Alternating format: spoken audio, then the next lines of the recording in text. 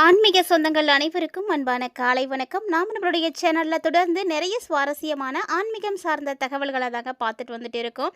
அந்த வரிசையில் இன்னைக்கு என்ன பார்க்க போகிறோம் அப்படின்னா, நவம்பர் மாதம் 8ஆம் தேதிக்கு அப்புறமா ஏற்படக்கூடிய கிரக மாற்றங்களானது கும்பராசி நேயர்களுக்கு எப்படிப்பட்ட பலன்களை கொடுக்க போகுது அப்படின்றத பற்றி தான் தெளிவாக தெரிஞ்சுக்க போகிறோம். எல்லாருக்குமே தெரியும், கும்பராசி நேயர்களுக்கு ஏழரை சனியினுடைய கடைசி பாதமாக இருக்கக்கூடிய பாதச்சனியானது நடந்துட்டு இருக்கு. ஸோ அந்த வகையில் பார்த்தீங்கன்னா, உங்களுக்கு இந்த நவம்பர் ஒரு சில பாதிப்புகளையும் கொடுக்கும், ஒரு சில அதிர்ஷ்டங்களையும் ஏற்படுத்தி கொடுக்க இருக்கு. இந்த அதிர்ஷ்டம் எந்த கிரகத்தின் மூலமாக ஏற்பட இருக்கு, இந்த பாதிப்பு எந்த கிரகத்தின் மூலமாக ஏற்பட இருக்கு அப்படின்றதையும் இந்த 2025ஆம் ஆண்டில் நவம்பர் மாதம் உங்களுக்கு என்ன மாதிரியான விஷயங்களை மாற்றங்களை கொடுக்க போகுது அப்படின்றதையும் தெரிஞ்சுக்கலாம். வீடியோக்குள்ளே போகிறதுக்கு முன்னாடி நீங்கள் இன்னும் நம்ம சேனலை சப்ஸ்கிரைப் பண்ணாமல் இருக்கீங்க அப்படின்னா மறக்காமல் சேனலை சப்ஸ்கிரைப் பண்ணிக்கோங்க. கூடவே பக்கத்தில் இருக்கிற பெல் சிம்பிளையும் கிளிக் பண்ணிக்கோங்க. அப்போ தான் நாங்கள் போடக்கூடிய வீடியோக்கள் எல்லாமே உங்களுக்கு நோட்டிஃபிகேஷனாக உடனுக்குடன் வந்தடையும். நீங்களும் பார்த்து பயன்பெறலாம். வாங்க வீடியோக்குள்ளே போகலாம். நவம்பர் மாதத்தினுடைய அதிர்ஷ்டகரமான கிரக பயிற்சிகளில் ஒன்று தாங்க குரு பயிற்சி. குரு பகவான் பார்த்தீங்கன்னா கடகராசியில் உச்ச பலத்தில் அமர்ந்திருக்கிறாரு. இவர் நவம்பர் 11ஆம் தேதி வக்ரகதியும் அடைய போகிறாரு. ஸோ குரு வக்ரமாக இருக்கும் பொழுது ஒரு சில ராசிகளுக்கு நல்ல பலன்கள் கிடைக்கும், அதே ஒரு சில ராசிகளுக்கு பார்த்தீங்கன்னா கெடு பலன்கள் கிடைக்கும். பொதுவாகவே குரு உச்சம் ஆயிட்டார் அப்படின்னாலே ஒரு சில ராசிக்காரர்கள் அதிர்ஷ்டத்தை அடைவாங்க. அதே குரு உச்சமாகி வக்ரமாகும் பொழுது தான் ஒரு சில ராசிக்கு நல்ல பலன்களே கிடைக்கும். ஸோ எல்லாருக்குமே ஒரே மாதிரியான பலன்களை கொடுக்கறது கிடையாது, கிடைக்கிறதும் கிடையாது. இதில் இன்னொரு விஷயம் என்ன அப்படின்னா, நவம்பர் மாதம் லாஸ்ட்டில் 28ஆம் தேதி அன்றைக்கி சனி வக்ர நிவர்த்தி வேறு அடைகிறாரு. இவ்வளோ நாளாக வக்ரமாக இருந்தார், இப்போ வக்ர நிவர்த்தி அடைய போகிறாரு. ஸோ இதன் மூலமாக கும்பராசி நேயர்களுக்கு கண்டிப்பாக ஒரு டர்னிங் பாயிண்ட் இருக்கும் அப்படின்னு எதிர்பார்க்கலாம். ஏன்னா நிறைய பிரச்சனைகளோட பல்வேறு விதமான விஷயங்களில் கவலைகளோடு இருக்கக்கூடிய கும்பராசி நேயர்களுக்கு இந்த நவம்பர் மாதத்தில் நிறைய மாற்றங்கள் உறுதியாக இருக்குது. ஏன்னா சூரியனும் சுக்கிரனும் இணைந்து மூல திரிகோண வீட்டில் இந்த மாதம் இருக்க போகிறாங்க. ஸோ இதில் சூரியன் நீச்சமாக இருந்தாலுமே கூட நீங்கள் கவலைப்பட தேவையில்லை. ஏன்னா சூரியன் நீச்சபங்க ராஜ யோகத்தை ஏற்படுத்துகிறாரு. அதோடு சுக்கிரனும் புதனும் இணைந்து லக்ஷ்மி நாராயண யோகத்தையும் வேற கொடுக்க போகிறாங்க. ஸோ சூரியன் 16ஆம் தேதிக்கு அப்புறமா செவ்வாயினுடைய வீடாக இருக்கிற விருச்சிக ராசிக்கு போக போகிறாரு. ஸோ இது மாதிரி அடுத்தடுத்து நடக்கக்கூடிய கிரகங்களுடைய பயிற்சிகள், அதே போல் 26ஆம் தேதி அன்றைக்கி சுக்கிரன் வேற பயிற்சி ஆகிறாரு. ஸோ இந்த மாதிரி நிறைய சுப கிரகங்களுடைய பயிற்சிகள் இருக்குது. இதன் மூலமாக மிகப்பெரிய யோகம் உங்களுக்கு இருக்குது அப்படின்னே சொல்லலாம். ஸோ கும்ப ராசியோ இல்லை கும்ப லக்கணத்தையோ உடையவர்களுக்கு இந்த காலகட்டங்களில் ரொம்ப நல்ல மாற்றம் இருக்குது. ஏன்னா உங்களுக்கு நிகராக யாருமே இல்லை அப்படின்ற ஒரு எண்ணம் உங்களுக்கு ஏற்படும். உங்களை பற்றி நீங்களே தற்பெருமையும் எடுத்துக்கக்கூடிய நாட்களும் இதுதான். ஸோ நான் செய்கிற மாதிரி யாரும் செய்ய மாட்டாங்க, என்ன மாதிரி யாரும் இருக்க மாட்டாங்க அப்படின்னு தான் நீங்கள் நினச்சிட்ருக்கீங்க. ஸோ முடிஞ்ச அளவுக்கு அந்த எண்ணத்தை தவிர்த்துக்கோங்க. அது நல்லது கிடையாது. ஏன்னா உங்களை போல மற்றவர்கள் இல்லை அப்படின்னு நீங்கள் நினைக்கிறது ரொம்ப தப்பு. உங்களை விட இன்னும் உயர்ந்தவர்கள் எங்கு வேணாலும் இருக்கலாம், அது உங்களுக்கு தெரியாமல் இருக்கலாமே தவிர மற்றபடி யாரும் இல்லை அப்படின்னு நினைக்கக்கூடாது. அதே போல் உங்களுக்கு தெரியாமலே ஏதாவது ஒரு தவறுகள் நீங்கள் செய்வீங்க. அந்த தவறுகள் பார்த்திங்கன்னா உங்களுக்கு மிகப்பெரிய பாதிப்புகளை கொடுக்கும். எப்போதுமே போதையாக இருந்தாலும் சரி, புகழாக இருந்தாலும் சரி, அந்த போதை அப்படின்றது மது போதையை தாண்டி இந்த புகழ் போதை அப்படின்றதுக்கு நீங்கள் அடிமை ஆகிடாதீங்க. அது உங்களை பார்த்தீங்கன்னா மிகப்பெரிய பிரச்சனையில் போய் மாட்டி விட்டுரும். ஒருத்தங்க உங்களை புகழ்ந்து புகழ்ந்து பேசுகிறாங்க அப்படின்னு நீங்கள் அவங்கள நல்லவங்க நம்பிடக்கூடாது, அவங்களுக்காக எல்லாம் செய்திடக்கூடாது. ஸோ அவங்க தான் உங்களை பழி வாங்கிறதுக்கான ஒரு சில விஷயங்களை செய்துட்ருப்பாங்க, காலவாரி விட்டுருவாங்க. பார்த்து உஷாராக இருந்துக்கோங்க. 6வது இடத்துல தான் குரு உச்சமாயிருக்கார் உங்களுக்கு. ஸோ வங்கிகளில் கடன்லாம் நீங்கள் கேட்டிங்கன்னா உடனே உங்களுக்கு கிடைக்கும். நீங்கள் புதுசாக எதுவும் லோன் அப்ளை பண்ணணும் அப்படின்னா கூட கண்டிப்பாக பண்ணலாம். அதே போல் வாகன கடன், கல்வி கடன் இதெல்லாம் வேணும் அப்படின்னு நினைக்கக்கூடிய கும்பராசி நேயர்கள் இந்த நவம்பரில் முயற்சி பண்ணுங்கள். நிச்சயமாக உங்களுக்கு அதெல்லாம் கிடைக்கும். பணவரவு உங்களுக்கு பெருசாக பிரச்சனைகளாக இருக்காது. எப்படினாலும் உங்களுக்கு கைக்கு பணம் வந்துடும். பெரிய பணம் உங்களுக்கு வரத்துக்கான வாய்ப்பும் இருக்குது.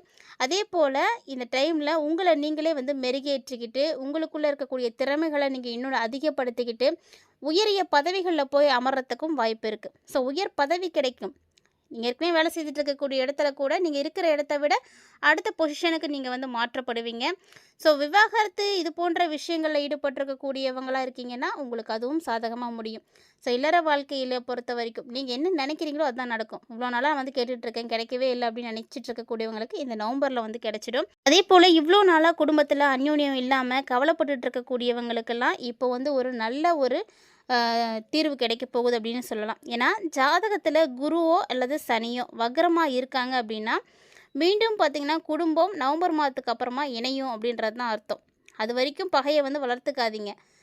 கண்டிப்பா உங்களுடைய ஜாதகத்துல குரு வக்ரமா இருக்கிறாரா? இல்ல சனி வக்ரமா இருக்காங்களா? அப்படின்றத பாருங்க. அப்படி இருந்தா நிச்சயம் உங்களுடைய குடும்பம் இணையும். அதனால நீங்க தைரியமா இருக்கலாம்.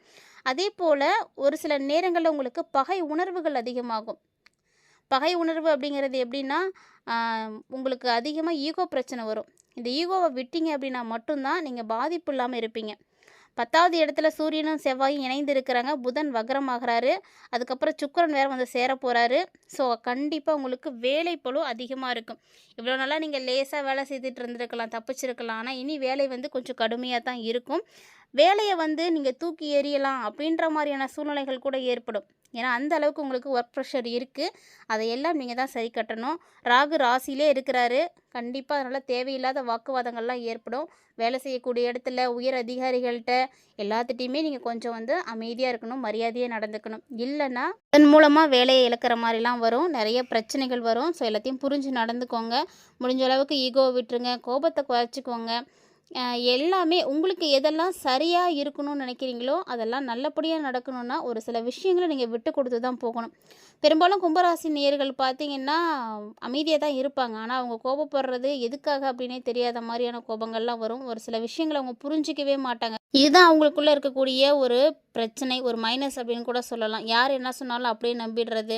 இந்த மாரி சின்ன சின்ன விஷயங்கள்ல தான் உங்களுக்கான பிரச்சனைகளே வந்து வளர்ந்துட்டுருக்கு அப்படின்னு சொல்லணும். ஸோ பொறுமையா இருங்க.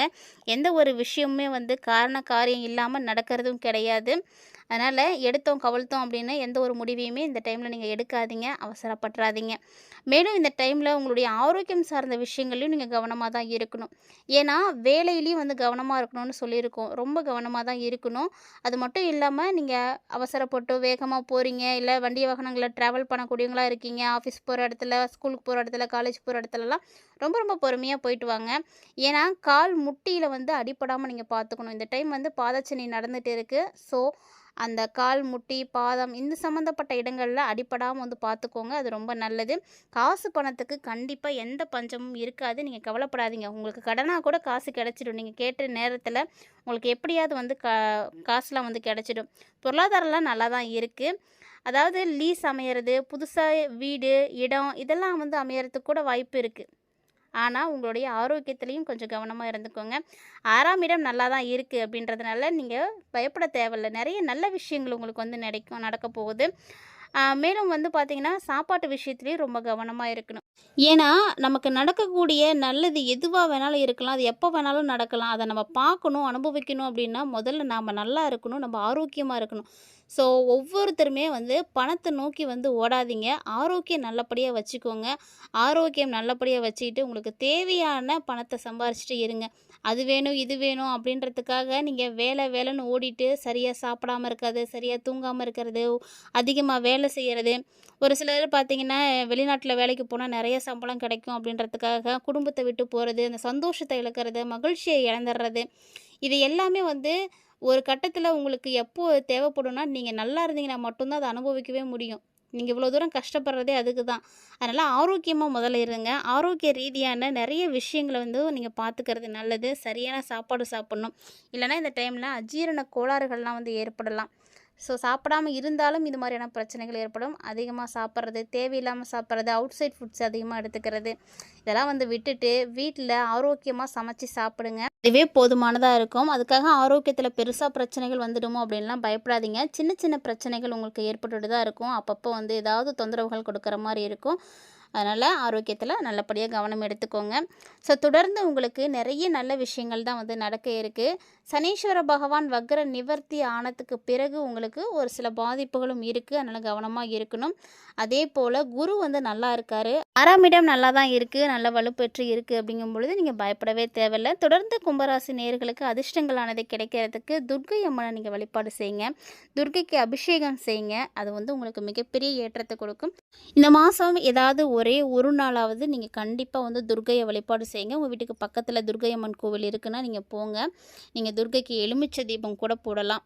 ஸோ நீங்கள் எப்படி வழிபாடுகள் செய்கிறீங்களோ அந்த அளவுக்கு உங்களுக்கு நல்ல மாற்றங்கள் வந்து கிடைக்கும். அதனால் மிஸ் பண்ணாமல் வந்து போயிட்டு வாங்க. இந்த கும்பராசி நேயர்களுக்கு பிறந்திருக்கக்கூடிய நவம்பர் எப்படி இருக்குது? நவம்பருடைய எண்டு வரைக்குமே எப்படி இருக்க போகுது, என்னென்ன கிரக மாற்றங்கள் நடக்க போகுது அப்படின்றதையெல்லாம் தெளிவாக நீங்கள் பார்த்து தெரிஞ்சுட்டு இருந்திருப்பீங்கன்னு நினைக்கிறேன். கண்டிப்பாக இந்த பதிவில் நிறைய விஷயங்கள் நீங்கள் பார்த்துருக்கீங்க. அதாவது உங்களுக்கு என்னென்ன விஷயங்கள் நல்லா இருக்க போகுது, என்னென்ன விஷயங்கள் பாதிப்புகள் கொடுக்க போகுது, எதிலெல்லாம் நீங்கள் கவனமாக இருக்கணும், மேலும் இந்த பிரச்சனைகள் தீர்றதுக்கு நீங்கள் செய்யக்கூடிய எளிமையான வழிபாட்டு முறைகள் என்ன அப்படின்னு நிறைய விஷயங்களை பார்த்துருப்பீங்க. ஸோ இது போல் இன்னும் நிறைய விஷயங்களை எல்லாம் நீங்கள் தொடர்ந்து பார்க்கணும், ஆன்மீக ரீதியான தகவல்களை உடனுக்குடன் தெரிஞ்சுக்கணும் அப்படின்னு நினைக்கிறீங்கன்னா மறக்காமல் நம்ம சேனலை சப்ஸ்கிரைப் பண்ணிவிட்டு தொடர்ந்து ஃபாலோ பண்ணிக்கோங்க. மேலும் இந்த பதிவில் இருக்கக்கூடிய தகவல்கள் பிடிச்சிருக்கு அப்படின்னா லைக் பண்ணிக்கோங்க. உங்கள் நண்பர்கள் மற்றும் உறவினர்களோட மறக்காமல் இந்த பதிவை ஷேர் பண்ணிவிடுங்க, அவர்களும் பார்த்து பயன்பெறட்டும். மேலும் ஆன்மீக ரீதியாக நம்மளுடைய சேனலில் கொடுக்கப்படக்கூடிய பரிகாரங்கள் பார்த்திங்கன்னா ரொம்ப ரொம்ப எளிமையான முறையில் எல்லாராலையும் செய்து பயன்பெறக்கூடிய வகையில் மட்டுமே வந்து கொடுத்துட்டு இருக்கோம். அதனால் நீங்களும் இந்த பரிகாரத்தை மிஸ் பண்ணாமல் தொடர்ந்து செய்யுங்க. இந்த பதிவில் நீங்கள் பார்த்து தெரிஞ்சிட்டு இருக்கக்கூடிய இன்ட்ரெஸ்டிங்கான விஷயங்கள் போல் இன்னும் நிறைய இன்ட்ரெஸ்டிங்கான விஷயங்கள் தினம்தோறும் நம்மளுடைய சேனலில் பதிவேற்றம் செய்துட்டு இருக்கோம். ஸோ அதையெல்லாம் தொடர்ந்து பார்த்து பயன்பெறுங்க. மீண்டும் மற்றும் ஒரு சுவாரஸ்யமான ஆன்மீக தலைப்பில் சந்திக்கலாம்.